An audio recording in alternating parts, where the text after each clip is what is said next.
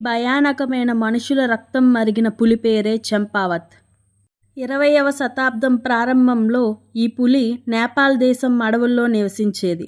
ఒకరోజు అక్కడ కొంతమంది వేటగాళ్లు దాన్ని గాయపరిచారు. దాంతో పులికి తీవ్రంగా గాయమై దంతాలు విరిగిపోయాయి. పులికి సహజంగా ఉండే వేటగాడి లక్షణం తగ్గిపోయింది. అంటే జింకలు, కుందేళ్లు వంటి వాటిని పట్టుకోవడం కష్టమైంది. దాని దృష్టిలో మనుషులు తక్కువ శ్రమతో అందుబాటులో ఉన్న ఆహారంగా కనిపించారు. ఎందుకంటే మనుషులు వనంలో నడుస్తారు, బావుల వద్ద, మైదానాల్లో ఉంటారు. పులి మొదట నేపాల్లో ప్రజలపై దాడులు చేసింది. తరువాత అక్కడ సైనికులు దాన్ని కొట్టించి హిమాలయాల్లోకి తరిమేశారు. పులి అక్కడి నుండి భారతదేశంలోని ఉత్తరాఖండ్లో ఉన్న చంపావత్ ప్రాంతానికి వచ్చింది. అక్కడ ఈ పులి ప్రతి 2-3 రోజులకు ఒక మనిషిని చంపుతూ గ్రామాల్లో భయాన్ని నెలకొల్పింది. దాదాపు 436 మంది ఈ పులి దాడికి బలయ్యారు.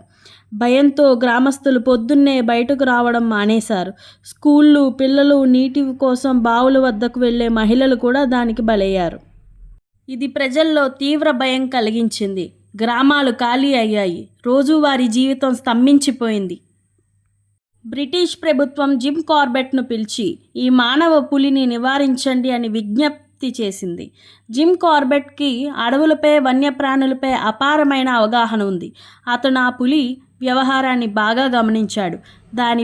దాని కదలికలు అన్నీ తెలుసుకున్నాడు.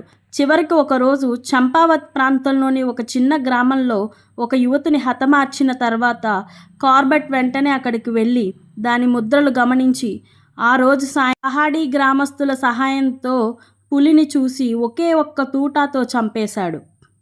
పులిని చంపిన తర్వాత గ్రామస్తులు జిమ్ కార్బెట్ను మహాధైర్యవంతుడిగా, రక్షకుడిగా భావించారు.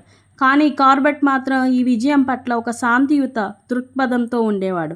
అతనికి జంతువుల పట్ల గౌరవం ఉంది. తర్వాత కాలంలో జిమ్ కార్బెట్ వేట మానేసి వన్యప్రాణుల సంరక్షణ కోసం పనిచేశాడు. ఆయన పేరుతో ఇప్పుడు జిమ్ కార్బెట్ నేషనల్ పార్క్ ఉంది.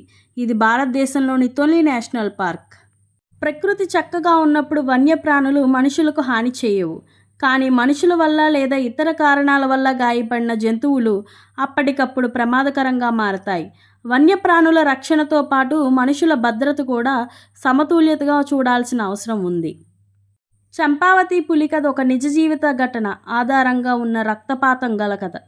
ఇది ప్రముఖ షికారి మరియు రచయిత జిమ్ కార్బెట్ రాసిన మ్యాన్ ఈటర్స్ ఆఫ్ కుమాయూన్ అనే పుస్తకంలో ఉంది.